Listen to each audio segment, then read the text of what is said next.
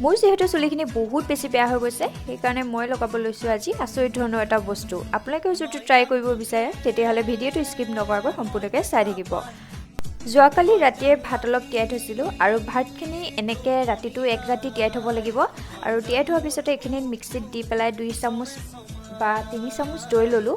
লৈ লোৱাৰ পাছতে এইখিনি মিক্সাৰত গ্ৰাইণ্ড কৰি গোটেইখিনি মিক্স কৰি পেলাই তাৰপিছতে ইমান বেছি ধুনীয়া এটা স্মেলো আহিছে আৰু এইখিনি গোটেইখিনি লৈ দুটা ভিটামিন ই কেপচুল দিছোঁ।